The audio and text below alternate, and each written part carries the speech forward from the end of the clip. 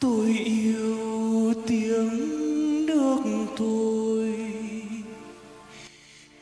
I was set boarding the USS Marine Serpent when I was 12.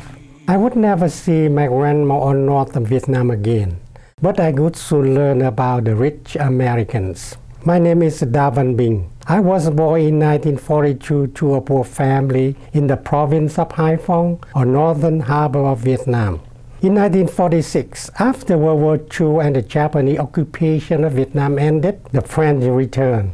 But war broke out between them and the Vietnamese. My family evacuated to the liberation zone because of their clear destroy to resist order.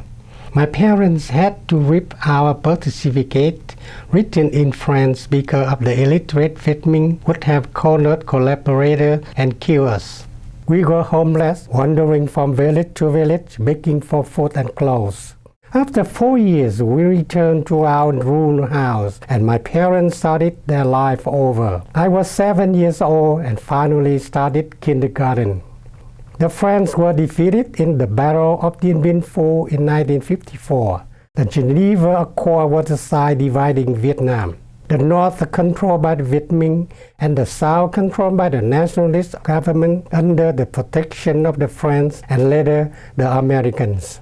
To escape the Vietnamese iron grip, my parents decided to move south, settling in Saigon. South Vietnam prospered with aid from America until 1959. The Viet Cong attack, having infiltrated from the north through the Ho Chi Minh Trail, and war broke out. I graduated from Saigon Faculty of Law in 1966, received a master's degree from the National Institute of Public Administration in 1969, and started my public service career as a Deputy District Chief of Thuan Nhan, Canton Province. There, I remember asking an American advisor to help take a woman from an isolated village to a provincial hospital at night. She was going to deliver a baby. It was dark. The villagers lit torches, making an edge, helping the pilot land his helicopter swiftly, avoiding being shot by Viet Cong. The mission was accomplished because of the courage of the unknown pilot and the kindness of the advisor. I was promoted to Deputy Chief of Quang Ngai Province in 1973.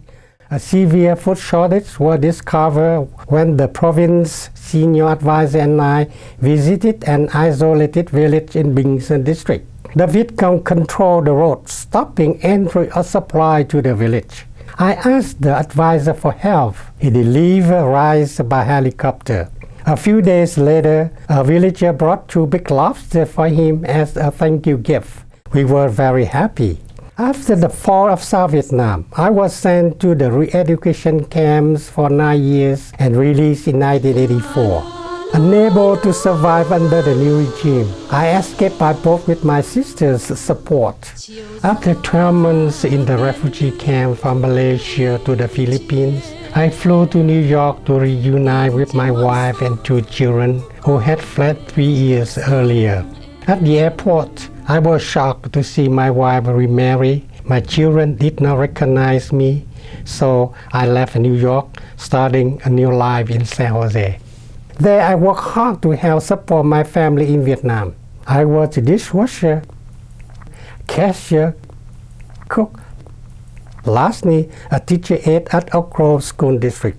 I often thought about my fellow countrymen in the re-education camps, and with others founded the Association of Former Vietnamese Political Prisoners to help just released prisoners settled in America.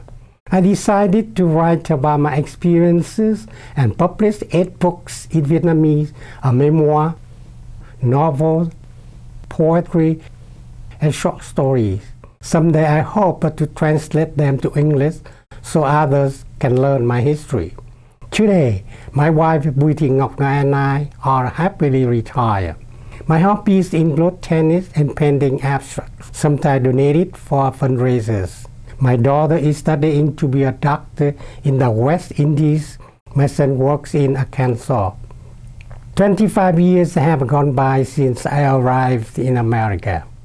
I learned that Americans want to prevent communism from spreading, not occupy Vietnam. I am grateful to the rich Americans. My dream is to see Vietnam again and have a democracy return.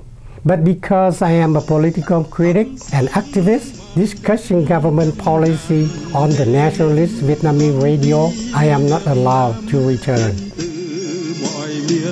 Thắp sáng bờ đê, thắp rừng hoang phế, thắp sáng... Những đóng góp của anh Sư Tấn đó thì một người đã có kinh nghiệm về vấn đề mà theo đuổi cái giấc mơ mà thống nhất ý chí của cộng đồng khối người Việt 3 triệu người hải ngoại đó, thì chúng ta thấy là cái nhóm vận động của anh em chúng ta đã có làm á, thì đã rút cái kinh nghiệm mà từ 33 năm rồi, những cái tập hợp mà rất là hào khí mà không có, sau đó đều âm thầm đóng cửa, không thực hiện được cái giấc mơ đó.